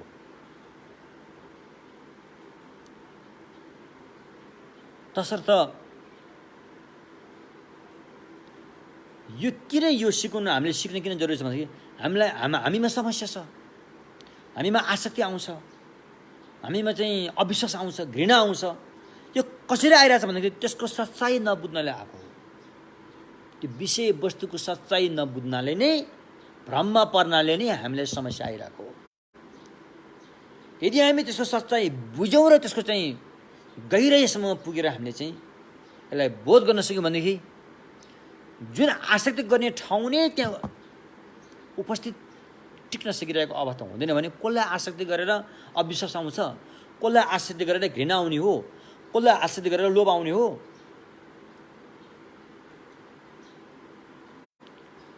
तसर्थ पारमार्थिक हेराइले यस्तो कुराहरू छन्। अब पारमार्थिक हेराइमा हामी यो अवस्थामा पुगिसकेपछि हरेक चिजबिजहरू एक अनेकबाट मुक्त छन् भन्ने हामी पुगिसकेपछि अनि हामीले देख्ने, अनि हामीले सुन्ने, सुँग्ने, स्वाद लिने, शरीरले थाहा पाउने मनका विषयहरू के हुन्छन् त? माया रूपी छन्। माया जस्तै हुन् रे। माया भनेको के हो? माया भनेको जादुवालाले देखाएको जादु जस्तो, चटकेले देखाएको चटक जस्तो छ अरे। देखिन्छ, वास्तविकता छैन। ऐनाभित्र आफ्नो रूप देखियो, वास्तविकता त्यहाँ छैन। त्यसो भएकोले अनि वास्तविकता नहुँदै पनि यो कसरी चलिरहेछ त? चल्छ कसरी यो भन्दाखेरि यो हिन्दी भाषामा भन्दा कुदरतका कानुन, प्रकृतिको नियम, भगवानको भाषामा प्रकृति समुत्पादको नियमबाट चल्छ। यसको स्वभाव चाहिँ निस्वभाव हुँदा पनि हरेक विषय वस्तुको, चाहे त्यो भौतिक होस् चाहे त्यो चेतना किन नहोस्, यिनीहरूको स्वभाव निस्वभाव हुँदै पनि काम गरेर आउँछ। फेरि काम चलिरहेको हुन्छ। फेरि कसरी चल्छ काम? राम्रो कर्म गऱ्यो भने काम पनि चलिरहेको हुन्छ, पाप कर्म गऱ्यो भने दुःख पाउने काम पनि चलिरहेको हुन्छ, परमार्थ सत्यको त्यहाँ दर्शन पाउने गयो भने बुद्ध हुने काम पनि भइरहेको हुन्छ, महापञ्च पाप जस्ता जघन्य पाप गऱ्यो भने अधोगतिमा जाने काम पनि भइरहेको हुन्छ। यो सारा चाहिँ प्रकृति संस्थाको नियमबाट चलिरहेको छ। न त्यहाँ कोही सृष्टिकर्ता नै छ हैन। यदि सृष्टिकर्ताले सृष्टि गर्यो भने त्यो सृष्टिकर्ताको अवस्था के हो त? उसले कसरी सृष्टि गर्यो त? एकैपल्ट गर्यो कि पालेपालेसँग गर्यो? एकैपल्ट गरेको हो भने अब त्यो सृष्टिकर्ताको काम बाँकी रह्यो कि रहेन? अब ऊ कुन अवस्थामा छ? थुप्रै प्रश्न आउँछ। त्यसकारण भगवानले चाहिँ सृष्टिकर्ता परमात्मामा जोड दिनु भएन, भगवानले कर्ममा जोड दिनुभयो। कर्ममा जोड दिनुभयो। कर्ममा मात्रै जोड दिनु भएन, कर्म पनि यस्तो हुनुपर्छ, कर्मलाई सिञ्चित पार्ने अविद्या साथमा हुनुपर्छ, तृष्णा साथमा हुनुपर्छ। तृष्णाले सिञ्चित पारेको कर्मले मात्रै परिणाम दिन्छ। तृष्णा विहीन भएको कर्मले फेरि हुन्छ। त्यसकारण तृष्णाले सिञ्चित पारेको, तृष्णालाई सँगसँगै लिएर हिँडेको कर्मले अनि सुख दुःख दिने हो। तसर्थ पारमार्थिक सत्यको बारेमा हामीले बुझ्न एकदमै जरुरी छ। र यी कुराहरू हामीले बुझ्नको लागि तपाईँले यो माध्यमिक केही ग्रन्थहरू पढ्नुपर्छ हैन। अलिकति सुन्नु पनि पर्ने हुन्छ। सुरुमा अलि अप्ठ्यारो पनि लाग्ला, तर तपाईँले बिस्तारै यसलाई बुझ्दै जानु हैन। एउटा यसतर्फ हैन, यो त गहिरो ज्ञानीहरू हो नि त, तपाईँको एकदम इन्ट्रेस्ट जागेर आउँछ हैन। अनि तपाईँले बाहिरको मान्छे हेर्छ नि, बिहानदेखि बेलुकासम्म भागिरहेछ नि, केको लागि भाग्यो हो, यो पागल हो कि हो जस्तो लाग्छ। बुझ्नु भएन के? उनीहरूले हेर्दा तपाईँ पागल जस्तो देख्छ, तपाईँले हेर्दा तिनीहरू पागल भएर आउँछन्। त्यहाँ ठिक उल्टो धारणा भएर आउँछ। हेर्नुहोस् त। त्यसैले यसको बोध गर्यो, यो पारमार्थिक सत्यको बोध गर्यो भनेदेखि रिस पनि आउने कुरा रहेन, लोभ आउने कुरा पनि रहेन, घृणा आउने कुरा पनि रहेन, मोह आउने कुरा पनि रहेन। किनकि मनमा के आयो त? जस्ताको तस्तै। जुन प्रकृतिको स्वभाव छ, स्वभाव जे छ त्यही नै हाम्रो मनमा आउँछ। आएपछि प्रकृतिको स्वभाव त स्वच्छ छ, सफा छ, त्यहाँ कुनै खोट हुँदैन। मन हो भने त्यस्तै भएर आउँछ। अन्त मन शुद्ध भएको भयो नि त। शुद्ध मन भएकोमा, मन शुद्ध भइसकेपछि त्यो मनमा विकार आउँदैन, असन्तुष्ट हुँदैन, घृणा पैदा हुँदैन। जस्तो सुकै परिस्थितिको सामना गर्नु पर्दा पनि त्यहाँ असन्तुष्ट हुँदैन। यस्तो किसिमले यो बुझ्यो भने तपाईँको सहनशीलता पनि भएर आउँछ। फेरि त्यहाँ साथसाथै सहनशीलता पनि भएर आउँछ। किनकि यो ज्ञान बुझेपछि त्यहाँ तपाईँलाई हानि पुर्याउने शत्रु नै त्यहाँ देखिँदैन। कसलाई शत्रु भन्ने हैन। त्यहाँ सहनशीलताको अभ्यास पनि भइरहेको हुन्छ। फेरि प्रकारले बुझ्नु भएन के? एवं प्रकारले भगवानले चाहिँ हामी जस्तो सामान्य व्यक्तिहरूलाई सच्चाइमा पुग्नको लागि दुई किसिमका कुराहरू बताउनुभयो। एउटा व्यावहारिक सत्य र पारमार्थिक सत्य। व्यावहारिक सत्यलाई खुड्किलो बनाएर पारमार्थिक सत्यको बोध गर्नुपर्छ। फेरि व्यावहारिक सत्यमै अल्झियो भने त्यो फस्यो। फेरि व्यावहारिक सत्य त मात्र हामीले प्रयोग गर्ने ताकि त्यसको मद्दतबाट पारमार्थिक सत्यमा पुग्न सकोस्। तपाईँलाई घाँस काट्न हँसिया चाहियो नि त। हँसिया मात्रै भने त्यो फलामलाई समातेर घाँस काट्न सक्दैन नि त। काठको बिँड पनि चाहिएला नि त त्यहाँ। हो, त्यो व्यावहारिक सत्यलाई चाहिँ काठको बिँड जस्तो रूपमा प्रयोग गरेर हामीले पुग्नुपर्ने चाहिँ हँसिया हो नि त, आवश्यक परेको। त्यस्तै अनि हामीलाई चाहिने पारमार्थिक सत्य हो। र हामी व्यावहारिक सत्यलाई हामीले चाहिँ दान पुण्य गरेर, शील पालन गरेर, दया मायाको पवित्र भावनाहरू गरेर, यो सबै कुराहरू चाहिँ व्यावहारिक सत्य पनि भनिन्छ। एक किसिमले उपाय कौशल पनि भनिन्छ। यसलाई खुड्किलो बनाएर अनि पारमार्थिक सत्य भनेर अनि भगवानले सारा अभ्यासलाई चाहिँ 6 पारमिता भनेर बताउनु भएको। दान, शील, शान्ति एउटा भयो, ध्यान र प्रज्ञा एउटा भयो, अनि दुवैलाई आवश्यक पनि वीर्य पारमिता गरेर जम्मा 6 पारमिता चाहिँ भगवानले देशमा गर्नुभएको हो। अब यसरी हामीले यसरी अब यो मानव चोला पाएर होइन, अब एउटा म सानो एउटा घटना तपाईँलाई बताउँछु। तपाईँले पत्याउनु पनि हुनु होला। यो वास्तवमा घटेको घटना हो। नालन्दा विश्वविद्यालयमा कुनै बेला एकजना उपाध्याय खेन्पो हुनुहुन्थ्यो। उहाँको नाम चन्द्रकृति रे। हेर्नुहोस् है, उहाँको नाम चन्द्रकृति। अनि त्यो सारा नालन्दा विश्वविद्यालयको त्यो उहाँ कुलपति हुनुहुन्थ्यो, त्यसको सारा जिम्मा होइन, सारा जिम्मा अब त्यहाँको लागि खर्च पर्च सबै जिम्मा चाहिँ उहाँको हुन्थ्यो। तर दुर्भाग्यवश त्यहाँ के भयो, एकपल्ट अनिकाल लागेछ। अनिकाल लागेपछि अब त विश्वविद्यालयमा त खाना विद्यार्थीहरू कसरी, दसौँ हजार कयौँ हजार विद्यार्थीहरू हुन्थ्यो अरे पहिला, खाना कसरी खुवाउने? अनिकाल लागिसक्यो, राज्यले अब त्यहाँ खाना दिन सक्ने अवस्था थिएन भनेपछि आचार्य चन्द्रकीर्ति उनले यस्तो ज्ञान बोध गर्नुभएको थियो। यस्तो ज्ञान बोध गरेकोले उनको लागि चाहिँ सच्चाइ के हो झुठो के हो उनको लागि त केही फरक पर्दैन थियो। नपरेकोले उहाँले के गर्नुभयो, गोम्बाको भित्तामा, विश्वविद्यालयको एउटा भित्तामा एउटा गाईको चित्र, दुहुन गाईको चित्र कोर्नुभएछ। दुहुन गाईको चित्र कोरेर अनि ढुङ्ग्रो लिएर गएर दन्दादन दुध दोहेर चाहिँ खिर पकाएर ती विद्यार्थीहरूलाई खुवाएछन्। यसरी अनिकालसम्म, अनिकाल नसकुन्जेलसम्म भित्तामा लेखेको चित्र, गाईको चित्रबाट साँच्चीकै दुध दोहेर चाहिँ अरूलाई खिर पकाएर खुवाए रे भन्ने एउटा घटना छ।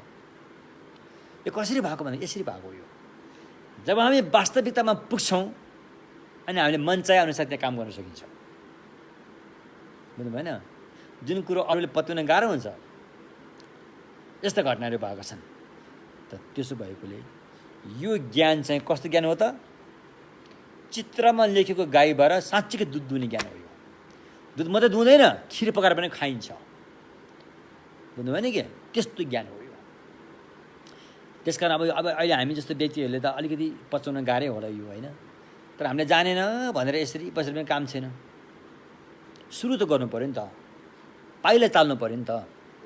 पहिलो पाइला नै तपाईँको लागि ठुलो उपलब्धि हो नि त, अनि मात्रै दोस्रो पाइला जान्छ, तेस्रो पाइला जान्छ। त्यसकारण मैले भन्ने गरेको छु, हाम्रा बुद्ध धर्म मान्ने गृहस्थी वर्गहरूलाई हामीले कहिलेसम्म यो कुराहरू चाहिँ नबताइकन राख्ने होला। सुरुमै बताउनु हुँदैन, तर अलिकति माथि आएपछि बताउनु पऱ्यो नि त। सच्चाइलाई त छलङ्ग पार्नु पऱ्यो नि त। अब यहाँ मलाई हाम्रो केही मित्रहरूले भन्नुहुन्छ, मेरो धर्म मित्रहरूले, खेम्पो यस्तो कुरा धेरै भन्यो भने राम्रो नहोला, उनीहरूले पचाउन सक्दैनन् होला भन्नेहरू पनि हुनुहुन्छ। एक किसिमले सही पनि हो, तर हामीले त्यो हो भनेर हाम्रा गृहस्थी बौद्ध धर्म आलमीहरूलाई सच्चाइ कहिलेसम्म लुकाएर राख्ने त? किनकि भगवानको धर्म त भिक्षुहरूलाई मात्रै होइन, भिक्षुनीलाई मात्रै दिएको होइन। भगवानको ज्ञान त सर्वत्र हो, विश्वव्यापीलाई पनि दिएको हो यो, होइन? सबैको लागि खुल्ला ढोका छ भनेर भगवानले भन्नुभएको छ। मात्र त्यहाँ चाहियो योग्य पात्र चाहियो, होइन? सही दिमाग भएको व्यक्ति चाहियो नि। त्यो भएपछि दिन मिलिहाल्छ, होइन? त्यसकारण जबसम्म हाम्रो दिमाग अलिक ठिक हुँदैन तबसम्म हामीले यो कुरा पचाउन अलिक गाह्रै हुन्छ। किन हामी त संसारको आसक्तिमा फसेर बाँधेर बसेका छौँ नि त। भन्दाखेरि यी कुराहरू अलिकति चिप्लिन सक्छ। फेरि दिमागमा आयो चिप्लेर बाहिर खस्यो, दिमागमा आयो चिप्लेर बाहिर खस्यो, किन दिमागमा त अरू कुरालाई भरिरहेको छ। त्यसो भएकोले हामीले अब के गर्नु पर्यो भन्दाखेरि यहाँ एउटा घटना पनि उल्लेख गरिएको छ। परापूर्व कालमा कुनै भगवान बुद्धको पालामा भगवान बुद्ध परिनिर्वाण भइसकेपछि भगवान बुद्धको शासनको रक्षा गर्नको लागि अनि एकजना वरिष्ठ भिक्षुले चाहिँ त्यो कुरा जिम्मेवारी लिएर अनि सारा साधक साधिकाहरूलाई चाहिँ एउटा अनुशासन बनाउनुहुन्छ। त्यो अनुशासनमा के थियो भन्दाखेरि अब उपरान्त भिक्षु भिक्षुनीहरू बाहिर धेरै जानु, अनावश्यक बाहिर जानु भएन, मात्र भिक्षा मात्रै लिन जाने, त्यसपछि फर्केर आएर आफ्नो ठाउँमा बस्ने, अनुशासन भएर बस्नु पर्यो भने अलिकति नियम कडा चाहिँ उहाँले लागू गर्नुभएको रहेछ। तर त्यो भित्र एकजना भिक्षु बोधिसत्व पनि हुनुहुन्थ्यो, बुझ्नु भने कि एकजना भिक्षु बोधिसत्व पनि हुनुहुन्थ्यो। अनि त्यो बोधिसत्व भएको भिक्षुले चाहिँ उहाँ चाहिँ त्यो नियमलाई पनि उल्लङ्घन गरेर बेला बेलामा बाहिर जाने, गृहस्थीहरूलाई गएर धम्म दिएछ उहाँले, होइन? अब यता छ गृहस्थीको घरमा यसो जान मिल्दैन भनेको छ, उहाँ गएर गृहस्थीहरूलाई त्यो नियम तोडेरै भए पनि गएर गृहस्थीहरूलाई धम्मदेशन गराउनु रहेछ। यो कुरा धेरैपल्ट घटिसकेपछि अनि जुन त्यो बिहारको जुन वरिष्ठ भिक्षु हुनुहुन्छ उहाँले चाहिँ अनि जो बोधिसत्व भिक्षुले यो गरेको काम उचित काम होइन भनेर उहाँलाई चाहिँ अब त्यहाँ जान रोक लाउनु भएछ। रोक लगाएपछि अब गृहस्थी वर्गले जुन धम्म सुन्न मन थियो, धम्म ज्ञान सुन्न, धम्म सच्चाइमा पुग्ने मन थियो, ज्ञान सिक्न मन थियो, अब ज्ञान सिकाउने मान्छे नै अब उहाँमा रोक लागेपछि ऊ आउन सकेन। यस्तो एउटा नराम्रो परिस्थिति हुन्छ कि परिस्थिति भएको। अब त्यो जुन वरिष्ठ भिक्षुले जुन धम्म देशना गर्नमा रोक लाग्यो, त्यो चाहिँ धेरै समयसम्म अधोगतिमा गएर तल्लो लोकमा नराम्रो ठाउँमा जन्माउनु पर्यो अरे। जो बोधिसत्वले अरूलाई ज्ञान दिएर हिँड्दै हुनुहुन्थ्यो उहाँ चाहिँ पहिले नै बुद्ध हुनुभएको अरे भन्ने कुरा उल्लेख छ। त्यसकारण धम्म देशनामा रोक लाउनु हुँदैन, धम्म ज्ञान सुन्नमा चाहिँ रोक लाउनु हुँदैन होइन। रोक लाउनु हुँदैन भनेर जथाभावी सुन्नु पनि भएन। त उचित सही ढङ्गसँग बुझाउने ढङ्गसँग कुनै पनि लोभ लालचको उसमा नपरिकन धम्म दान गऱ्यो भने त्यो महादानै हुँदो रहेछ। दानमा सबभन्दा सृष्टि हुन्छ। तपाईँले के धम्म सुनेर आफ्नो परिवारलाई तपाईँले के बताइदिनु भयो र त्यो व्यक्तिले बुझिदियो भने तपाईँको लागि ठुलो दान पनि हुन्छ त्यो होइन, ठुलो दान पार्ने हुन्छ त्यो। तसर्थ एवं प्रकारले अनि आज हामीले यो व्यावहारिक सत्य र पारमार्थिक सत्य भन्नुपर्ने त थुप्रै थियो, तर धेरै भनेर पनि अलि बुझ्न गाह्रो पनि होला। तर पनि अहिले हामीले मोटामोटी रूपमा चाहिँ यहाँ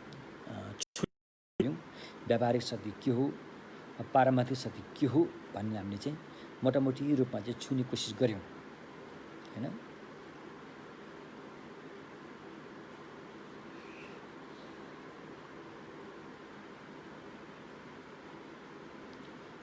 अब यसमा थुप्रै कुराहरू आएका छन्। अब यो सिद्धान्त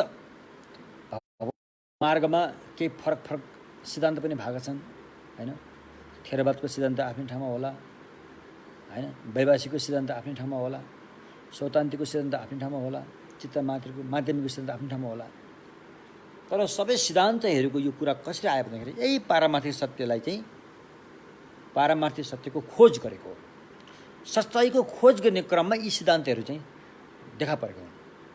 भगवान्ले त एउटै शब्द भन्नुभएको, भगवान्ले सच्चाइको कुरा भन्नुभएको, अब त्यसलाई परिभाषित गर्ने तरिकाहरू चाहिँ आफ्नो बुझाइअनुसार के न के फरक भएर गएको होइन। उसले यो हो कि उसले त्यो हो कि उसले यो हो कि भन्नेहरू चाहिँ त्यो अवश्य पनि भएको हो। त्यसैले चाहिँ हामीले केही परम्परा भएर पनि गएको पाइन्छ। तर यो सबै परम्पराको मान्य गुरु चाहिँ शाक्यमुनि नै हुन्, शाक्यमुनि नै हुन्। इभन भविष्यमा आउने बुद्ध, मैत्रेय बुद्धको गुरु पनि शाक्यमुनि नै हुन्। अब अहिले हामीले एकदम कहलेको अथवा आजका गुरु पद्मसम्भव उहाँको गुरु पनि शाक्यमुनि नै हुन्। त्यसकारण शाक्यमुनि भगवान्लाई सबैको गुरु मानिएको छ। शाक्यमुनिले बताएको जुन वचनहरू छन्, सद्ज्ञानीहरू छन्, त्यसलाई चाहिँ शाक्यमुनिले के गर्नुभयो भने चाहिँ स्वतन्त्र दिनुभएको छ, स्वतन्त्रता दिनुभएको छ कि यो मैले भनेको यही हो भनेर तिमीहरूले पकाउन जरुरी छैन। तिमीहरूको विवेक विचार दिमागले परीक्षा गरेर राम्रोसँग यसको चाहिँ कसीमा राखेर हेर जाछ भनेर यो स्वतन्त्रता दिनुभएकोले अनि व्यक्तिहरू आफ्नो दिमागको क्षमता कति छ त्यो प्रस्तुत गरेर अनि यो सच्चाइको खोज भयो, सच्चाइको खोजमा जोड दियो। अनि जोड दिँदै जाँदाखेरि अब कोहीले भन्छ ल अष्टक्लाप चाहिँ सच्चाइ हो, त्यो चाहिँ पारमार्थिक हो भनेर ऊ त्यहीँ अड्क्यो। फेरि अर्कोले भने त्यो पनि सच्चाइ होइन, परमाणु चाहिँ सच्चाइ हो भने ऊ त्यहीँ अड्क्यो। फेरि माथि गएर त्यो पनि सच्चाइ होइन, चित्त मन मात्रै सच्चाइ हो भने त्यो त्यहीँ अड्क्यो। फेरि माथि गएर मन पनि सच्चाइ होइन भनेर यसरी चाहिँ सच्चाइको खोज गर्ने क्रम हो यो, सच्चाइको खोज गर्ने क्रम। त्यसकारण यो सबै चाहिँ भगवान्कै शासन हो।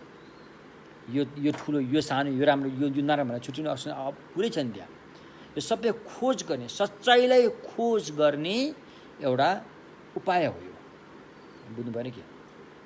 जस्तो अब हिन्दू धर्ममा चाहिँ हिन्दू फिलोसफी हिन्दू दर्शनमा सच्चाइको खोज गर्दाखेरि नि आत्मा भन्ने छ भन्नेमा पुग्यो, ऊ त्यहीँ अड्क्यो। त्यहाँबाट ऊ त जान सकेन उनीहरू। बुद्धले फेरि अनात्मासम्म जानुपर्छ भने फेरि त्यहाँ आत्मालाई पनि नागेर गयो, फेरि अनात्मामा पुग्यो। फेरि आदि कुराहरू त्यसो भएकोले यो सच्चाइको खोजी हो, बुझ्नु भएन। जबसम्म हामी सच्चाइको खोजीमा गरेर सच्चाइको बिन्दुमा पुग्दैनौँ तबसम्म समस्या जुङ्गा त्यहीँ रहिरहन्छ, समस्या जहिलेदेखि समाधान हुँदैन। त्यसैले यो सच्चाइको खोजी हो, हाम्रो जीवनको सच्चाइको खोजी यहीँ छ। बाहिर खोज्नु यहीँ छ, फेरि यही पञ्चखण्डै हो। फेरि हुन त यही पञ्चखण्डै हो होइन। यिनीहरू यसमै खोजी गर्ने हो नि त। हो यसरी खोजी गर्ने तरिकाहरूबाट चाहिँ अनि विभिन्न सिद्धान्तहरू यसरी दिन्छ। तर अन्तत्वगतो अनि एउटा विद्वानले भन्नुभएको छ नि क्षणम गोपाचिक्तु दुई रे, जति पनि यस्ता चाहिँ तौर तरिकाहरू छन् अन्तिममा पुग्ने बिन्दु चाहिँ एउटै हो, त्यो सच्चाइको दर्शन पाउने हो। जुन दिन सच्चाइको दर्शन पाउँछ त्यो दिन चापचुप हुन्छ, ऊ चुपै बस्छ। तपाईँले जेसुकै प्रश्न सोधे पनि ऊ चुप्प बस्नु नै तपाईँको प्रश्नको उत्तर दिएको हुनेछ, किनकि त्यहाँ बोलेकै त्यहाँ गल्ती हुनेछ। हाम्रो शब्द जहाँसम्म पुग्छ नि त्यहाँसम्म गल्ती हुने भएकोले त्यो जुन सच्चाइ वास्तविक सच्चाइको अवस्थामा पुगिसकेपछि अनि चुप्प बस्छ। त्यसले भन्छ आर्य मौन। तर उसले उत्तर दिएको छ, उत्तर दिइसक्यो, ऊ चुप्प बस्नु नै उत्तर दिएको हो त्यो, बुझ्नुभयो नि के। त्यसकारण जब सच्चाइमा हामी पुग्छौँ त्यति बेला चाहिँ अनि कस्तो अवस्था होला, अब अचम्म लाग्छ हामीले अहिले सम्झिनै सक्दैन थियो कस्तो अवस्था, हाम्रो मनको अवस्था कस्तो होला त्यति बेला जब हामीलाई सच्चाइको बोध हुन्छ, छर्लङ्गी बोध हुन्छ, प्रत्यक्ष बोध हुन्छ, हाम्रो मन कस्तो अवस्थामा पुग्ला होइन। अनि त्यही कुरालाई बोध गर्दै अहिले चाहिँ हाम्रा गुरु शाक्यमुनि बुद्ध हुनुभएको, बुद्ध चाहिँ त्यसरी भएको खोज गर्दै खोज्दै। त्यसकारण खोज्नुपर्छ और हमेसा हामीमा खोजी जारी हुनुपर्छ। खोज्नलाई अल्छी मान्नु हुँदैन, सच्चाइको खोजमा अल्छी मान्नु हुँदैन, खोज जारी हुनुपर्छ होइन। त्यसकारण खोजी कार्य भइरहनुपर्छ, शरीरको खोजी, मनको खोजी, के को खोजी, सच्चाइको खोजी। फेरि होइन त्यो त्यो त्यो झुठो खोक्रो खोजेर काम छैन, फेरि त्यसले फेरि समस्या ल्याउँछ। फेरि हामीलाई चाहिन्छ सच्चाइको खोजी, सच्चाइको चाहिँ खोज गर्नुपर्छ।